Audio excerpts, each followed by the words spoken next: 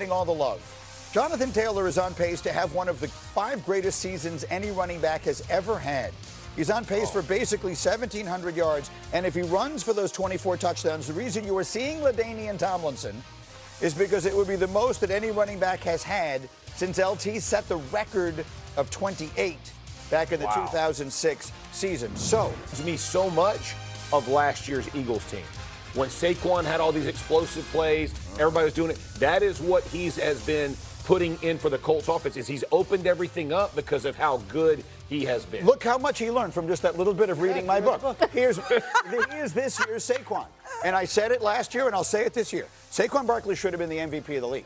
Yeah. Saquon Barkley was the person who most influenced his team's success. And right now, Jonathan Taylor is that. We don't even consider giving that award to running backs anymore, but we should. And right now, he's the MVP of the league. Yeah, I mean, I think it's hard to argue that quarterbacks, the value a quarterback has to a roster is more important. But the thing is, the quarterback's value in this case is a lot influenced by the value that the running back creates. So, I think we have to be able to differentiate between who is like the central spoke in a offense. And right now, it's so clearly that it's Jonathan Taylor. Absolutely. Most other places, of course, it's the quarterback. And why is the running back so good? Because the O-line is... There we go! Talk to Give it to Quentin Nelson. Give him the MVP. Yes! Let me get to my next one. And Peter, you were in Seattle for the game on Monday night. Yeah. The next stat, I want everyone to be aware that Jackson Smith-Njigba is not just having a good year. He's leading the league in receiving yards by nearly 200. He is on pace to break the all-time single-season record held by Calvin Johnson, who set it in 2012. For the record, Calvin Johnson was 6'5". Jackson Smith-Njigba, he is not built like him or like any of the other big-time receivers in the league this year, but he might be the best in the league. And long overlooked at Ohio State by Olave and Garrett Wilson, who are in the same wide receivers room, goes nuts in the Rose Bowl, overlooked in the draft where he fell to the mid-20s. And I was there on Monday night. He's not built like Calvin Johnson. He also doesn't move like some of these other wide receivers, like a Jamar Chase or a Justin Jefferson. He's a little slow out of the gates, just so precise. Spoke to Sam Darnold about it. Said, what is it like throwing him? Because they have an amazing connection. Because it's like he's figure skating, which is the first time I've ever heard that about a receiver. He just glides, and everything is rounded out perfectly, and he gets everything, high, low, everywhere. Even C.J. Stroud, who we spoke with in the production meeting, said at Ohio State, that was the dude. That was the guy. Really? Doesn't talk a big game. Doesn't talk about me. Is not that receiver, and yet might be having the greatest one we've ever seen. Somehow he's just always open. Always right? open. So when you're talking about who are the best wide receivers in the NFL, people are going to mention Puka and Jamar and George Pickens is having a great year. And they never mention JSN. Yep.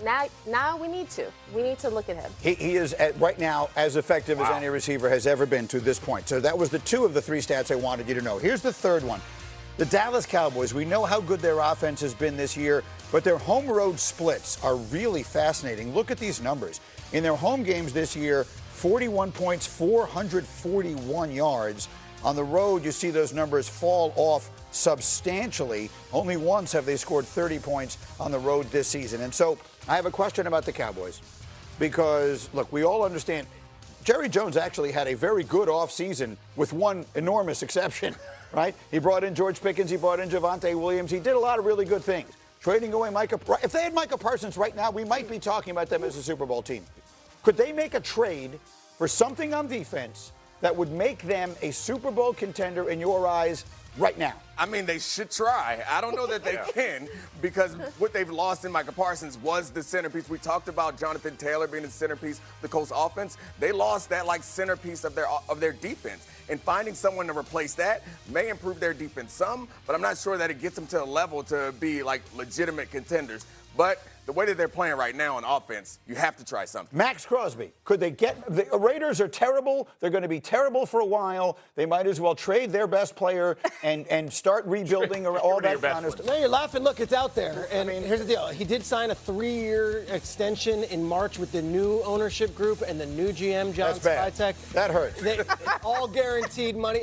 There goes my idea. Yes. No, but it's been out there because of how bad they are, and they are awful right now. But Max Crosby is a cornerstone piece, and I did their game week 2 against the Chargers, and to a man, everyone said he's the first guy in, he's the culture setter. I just can't imagine the Raiders trading Max Crosby. Although if I'm the Cowboys, I'm calling every hour on the hour, can we get Max Crosby?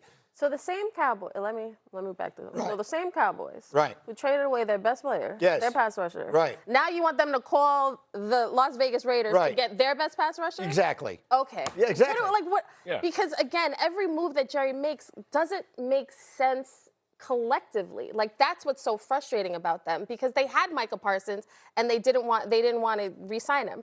I just feel like with the Cowboys, I don't think they're just one move away. And this is not a team that likes to make moves. They clearly Right. before this offseason, they don't like to make these sort of trade deadline type of They like big to make moves like But- the day before the season. I Really slightly solid. disagree. Yeah.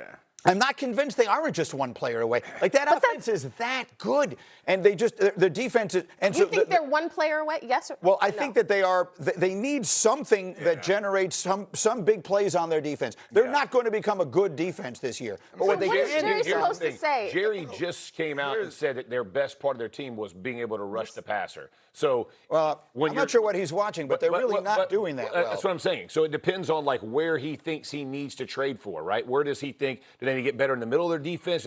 So that's the part that you don't trust with Jerry is if he's telling you that already that's where he is. Contract things aside, if you put Max Crosby on that team, I think Eberflus's defense needs a strong defensive line. For to be sure. good. That improves it. So if you connect this trade with the Micah Parsons trade, and if it does happen, then you end up trading Micah Parsons and say you send a 1 to get Max Crosby. You trade Micah Parsons for Kenny Clark and Max Crosby. That feels like a more logical way to build a team than what they've done so far. It starts to make Jerry's plan, if there is one, make a little bit more there sense. is one. It would look like it was a plan. I would have rather had Micah than all this. However, I could see how. Final word, quick. They just need the bare minimum on defense. Right. Their offense is that good, and you saw when Bland has a pick 6, suddenly it's This is why, if you want to not trust that the Eagles are okay, this is why you don't trust that it's okay. After what should have been a monster win for them last week, we're dealing in this. 5-2 with wins over the Rams, the Chiefs, the Vikings, the Bucks. You Right. would think just on paper,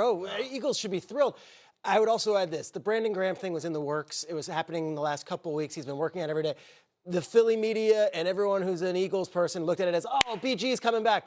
I have to think that they were like, we need that leadership. Yes. And they That sought him stabilizing after force in there. for that. And that's a bad sign if you're a team that's coming off a Super Bowl championship that you need to bring back a veteran Especially- who rode off on his white horse and was done and did it as a Super Bowl champ. But remember that, right? Remember how they finished. The dude's reading a book. The guy that we're talking about is tweeting is reading a book on the sideline last year.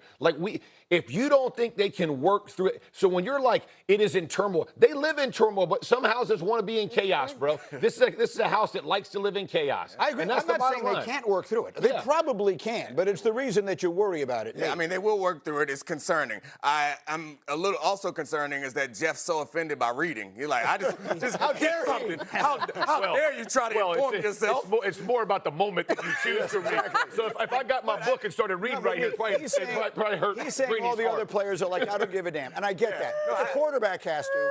I The think quarterback has to pay The attention. thing about distractions is that they're not a problem until you lose. So right now, no one's paying attention to it. They're laughing at it or whatever. It's not a big deal. But once you start losing, then it gives the reporters something to ask about. It gives your family and friends something to ask about. And then you come back into the locker room like, man, what's going on? But I think football has a sorting mechanism for everybody. Like, there's nobody in the NFL who's slow. There's nobody in the NFL who's weak physically. There's also no one in the NFL who has not learned to compartmentalize their problems. That's right. Those guys are capable of doing it. Every week is a referendum on the Eagles as a team and their quarterback, which is why for A.J. Brown, for him to constantly do this, he is always putting the target on Jalen Hurts for better or for worse. And I think that is very frustrating to see from the outside because they are winning. Jalen Hurts throwing for 350 stands on This its should own. be a celebrity. Like, We should be celebrating them this week. Absolutely. I got and they get their chance for It revenge finally wasn't against the boring Giants. for you guys to watch. No, It's not they boring. actually so much fun played for you a to watch. worthwhile game.